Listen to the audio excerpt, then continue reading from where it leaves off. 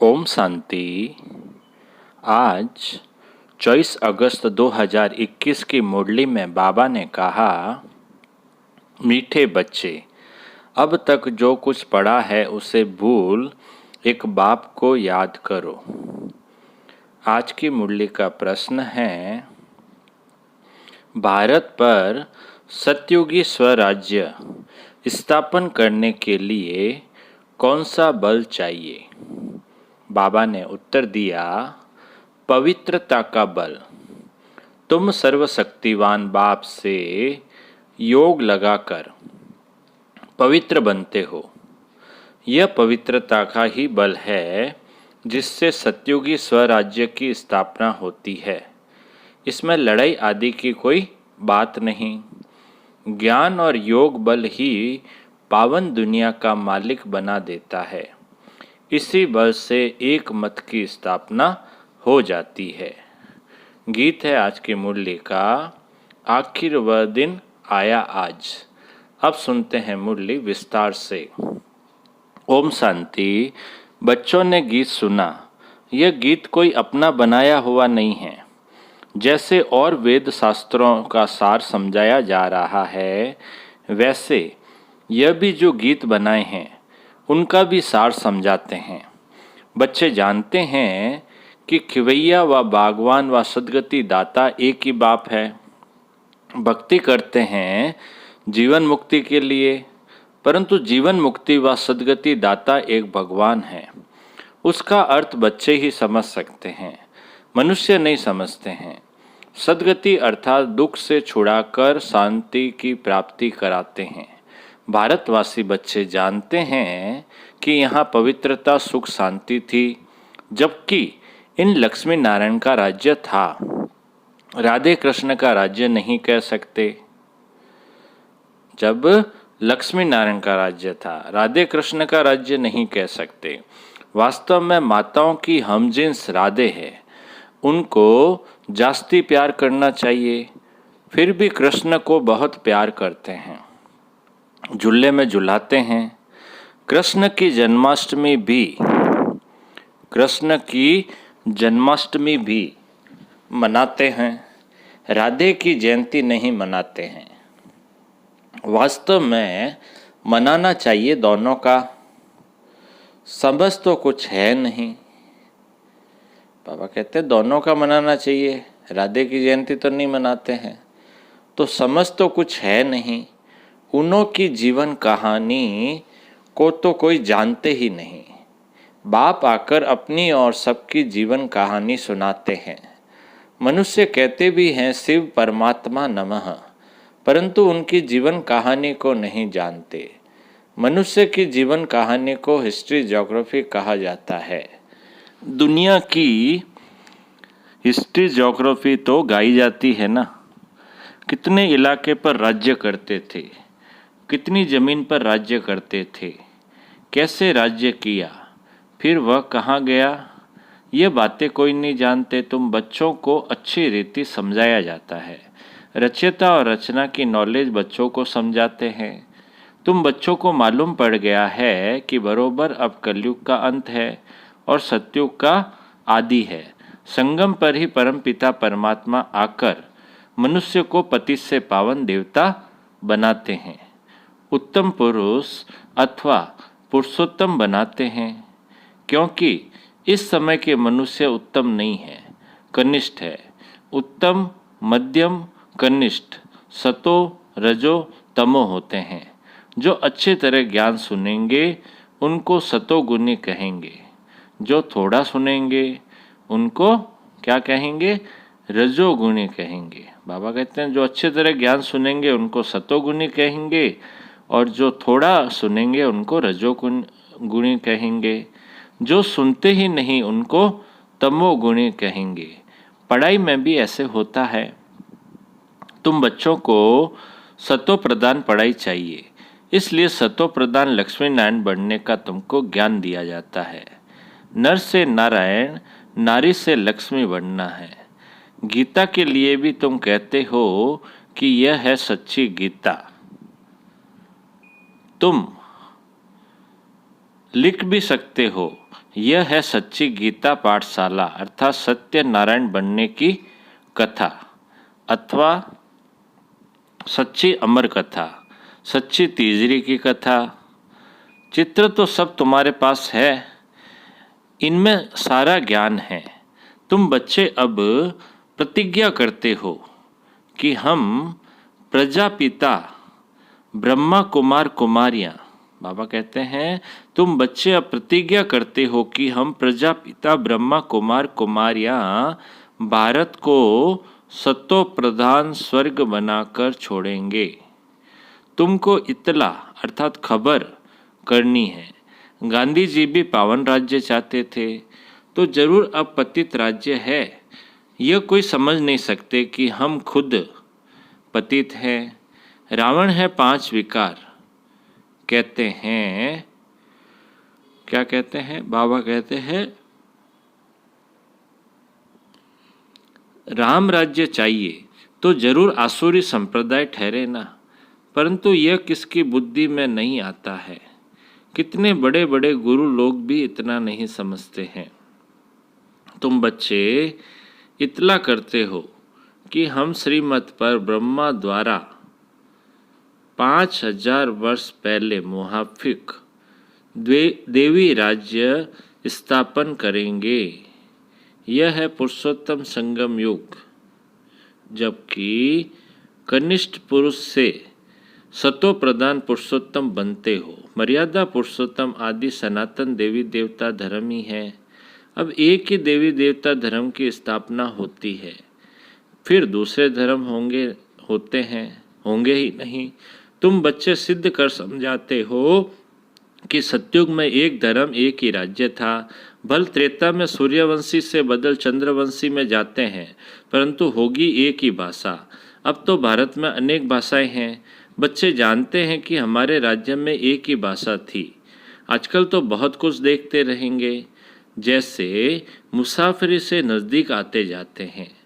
अपने देश तरफ तो खुश होते हैं कि अब अपने घर आ गए, बस अब जाकर मिलेंगे।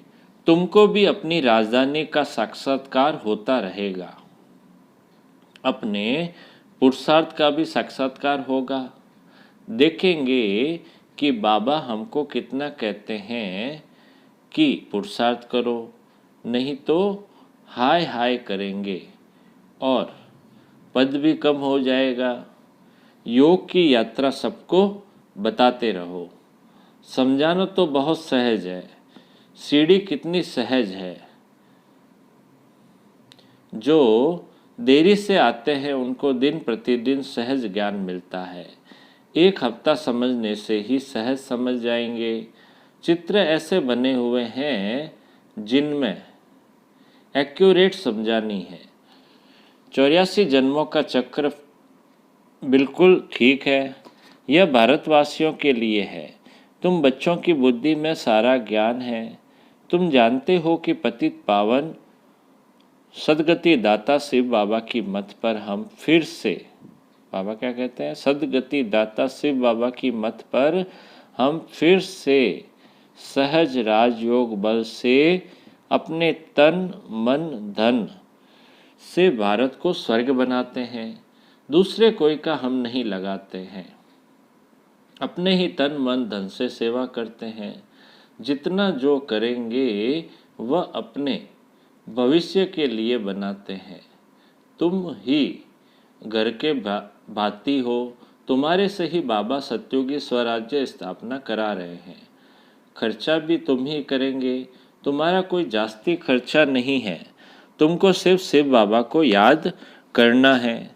कन्याओं को क्या खर्चा करना है, उनके पास कुछ है क्या? बाबा बच्चों से क्या फ़ी लेंगे? कुछ भी नहीं। स्कूलों में तो पहले फीस की बात करते हैं, वहाँ कितना पढ़ाई में खर्चा होता है। यहाँ तो शिव बाबा बच्चों से कैसे पैसा लेंगे? शिव बाबा को अपना घर थोड़े ही बनाना है जो पैसा लेंगे। इसलिए तुम यहाँ जो करते हो उसका रिटर्न भविष्य में तुमको महल मिल जाता है। यह बड़ी समझने की बातें हैं। जितना जो तन मन धन से सेवा करेंगे वह ऐसा वहाँ पाएंगे। कॉलेज व हॉस्पिटल बनाते हैं, 10 लाख 20 लाख लगाने पड़ते हैं। यहाँ तो इतना खर्चा नहीं लगता। छोटे से मकान में रूहानी कॉलेज कम हॉस्पिटल बनाते हैं। पांडवों का आदि पति कौन था? उन्होंने तो कृष्ण का नाम लिख दिया है। वास्तव में है निराकार भगवान, तुमको श्रीमत देने वाला भगवान है। बाकी तो सब है रावण की मत पर। रावण राज्य में रावण की मत पर कितने डर्टी बन पड़े हैं। अब यही षष्ठी पुरानी वही नई बनती है। षष्ठी में भारत ही था। भारत नया, भारत पुराना कहेंगे। नया भारत तो स्वर्ग था, फिर भारत पुराना है तो नर्क है। इनको कहा जाता है रौरव नर्क। मनुष्य की ही बात है। यहाँ सुख का नाम निशान नहीं है। यह कोई सुख थोड़ी है। सन्यासी भी कहते हैं इस समय का सुख काग विष्ठा समान है, इसलिए वह ग्रस्त व्यवहार को छोड़ देते हैं। वह स्वर्ग व सत्यु की स्थापना कर न सके। कृष्णपुरी तो परमात्मा ही स्थापन करते हैं। श्री कृष्ण की आत्मा और शरीर दोनों सत्व प्रधान थे, इसलिए कृष्ण को बहुत प्यार करते हैं, क्योंकि पवित्र है। गाया भी जाता है, छोटा बच्चा ब्रह्म ज्ञानी समान है। छोटे बच्चों को विकारों का पता नहीं रहता। सन्यासियों को फिर भी पता है। बच्चा तो जन्म से ही महात्मा है। बच्चों को तो पवित्र फूल कहा जाता है। नंबर 1 फूल है श्री कृष्ण। स्वर्ग नई दुनिया का पहला प्रिंस। जन्म लिया तो कहेंगे फर्स्ट प्रिंस। कृष्ण को तो सब याद करते हैं कि कृष्ण जैसा बच्चा मिले। अब बाप कहते हैं कि जो बनना है सो बनो। सिर्फ एक कृष्ण थोड़ी बनना है। प्रिंस ऑफ वेल्स कितने बनते हैं? सेकंड थर्ड होते हैं ना। तो यहाँ भी डिनेस्टी है। बाप के पिछाड़ी फिर दूसरे गद्दी पर बैठेंगे। जैसे घराने होते हैं वैसे ये घराना है। तुम्हारा कनेक्शन ही क्रिश्चियन से है। कृष्ण और क्रिश्चियन दोनों की एक ही राशि है। लेन देन भी आपस में बहुत चलती है। भारत से वह कितना धन ले गए हैं, अब फिर दे रहे हैं। रिटर्न सर्विस कर रहे हैं। यह यूरोप वासी आपस में लड़कर ख़त्म हो जाएंगे।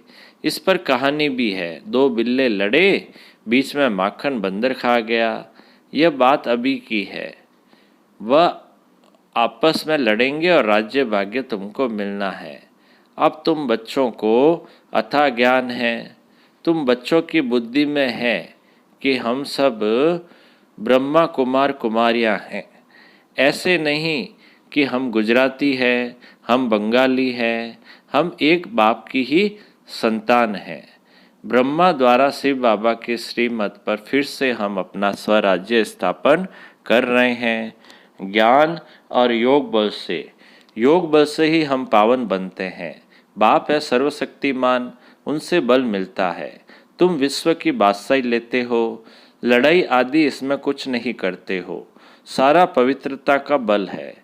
कहते भी हैं कि आकर पति से पावन बनाओ, तो याद का ही बल है। ऐसे नहीं कि वहाँ गौरख धंधे में जाकर सब भूल जाएं। यहाँ सम्मुख तो ज्ञान सागर की लहरें देखते रहते हैं। नदियों में तो वह लहरें नहीं होती है। सागर की एक लहर कितना नुकसान कर देती है। जब अर्थक्वेक होगी तो सागर भी उथल खाएंगे। सागर को सुखाकर जमीन ली है। वह जमीन फिर कितने दाम में बेचते हैं? तुम जानते हो ये बॉम्बे ही नहीं रहेगी। आगे ये बॉम्बे थोड़ी थी, छोटा एक गावड़ा था। यह माताएं तो भोली है। यह इतना लिखी पढ़ी नहीं है। यहाँ तो पढ़ा हुआ सब कुछ भूलना है। तुम कुछ नहीं पढ़े हो तो अच्छा है। पढ़े हुए मनुष्य समझने समय कितने प्रश्न करते हैं। यहाँ तो सिर्फ बाप को याद करना है। किसी देहधारी मनुष्य को याद करने की बात नहीं है। महिमा है ही एक बेहद के बाप की। तुम जानते हो कि ऊंचे ते ऊंचा है एक भगवान, फिर सेकंड नंबर में ब्रह्मा, उनसे ऊंचा कोई होता नहीं, इससे बड़ी आसामी कोई नहीं। परंतु चलते देखो कितना साधारण है, कैसे साधारण रीति बच्चों से बैठते हैं। ट्रेन में जाते हैं, कोई क्या जाने कि यह कौन है, भगवान आकर ज्ञान देते हैं, जरूर प्रवेश कर ज्ञान देंगे ना। अगर कृष्ण होता तो भीड़ मच जाती, फिर तो पढ़ा भी न सके, सिर्फ दर्शन करते रहें। यहाँ तो बाप गुप्त साधारण वेश में बैठ बच्चों को पढ़ाते हैं। तुम हो इनकॉग्निटो सेना, तुम जानते हो कि हम आत्माएं योग बल से फिर से अपना राज्य स्थापन कर रहे हैं। यह पुराना शरीर छोड़ नया गोरा शरीर धारण करेंगे। अब है आसुरी संप्रदाय, फिर बनेंगे देवी संप्रदाय। आत्मा कहती है कि हम नई दुनिया में देवी शरीर धारण कर जाएं, राज्य करूँगा। आत्मा मेल है, शरीर प्रकृति है। आत्मा सदैव मेल है, बाकी शरीर हिसाब किताब से मेल फीमेल का मिलता है, लेकिन मैं हूँ अविनाशी आत्मा, यह चक्र फिरता रहता है। कलयुग का विनाश भी जरूर होगा, विनाश के आसार भी सामने देखते हो। वही महाभारत लड़ाई है तो जरूर भगवान भी होगा। किस रूप में, किस तन में है, वह तुम बच्चों के अलावा किसको पता नहीं। कहते भी है मैं बिल्कुल साधारण तन में आता हूँ, मैं कृष्ण के तन में नहीं आता हूँ, मैं कृष्ण के तन में नहीं आता हूँ। बाबा कहते हैं मैं बिल्कुल साधारण तन में आता हूँ, मैं कृष्ण के तन में नहीं आता हूँ। यही पूरे 84 जन्म लेते हैं, मैं इनके बहुत जन्मों के अंत के भी अंत में आता हूँ। 84 जन्म सूर्यवंशी घराने वाले ही लेते हैं, वही पहले नंबर में आएंगे। साकारी जाड़ और निराकारी जाड़ दोनों का तुमको सारा ज्ञान है। मूल वतन से नंबरवार आत्माएं आती है, पहले पहले देवी देवता धर्म की आत्माएं आती है, फिर नंबरवार और धर्म वाले होते हैं। चित्रों में समझानी तो बड़ी ऊंची है, कुमारियों को खड़ा होना चाहिए। कोई बच्चा ऐसी ऐसी बातें समझाए तो कमाल है ना, कितना नाम निकालेगी। लौकिक अलौकिक दोनों नाम बाला करेगी।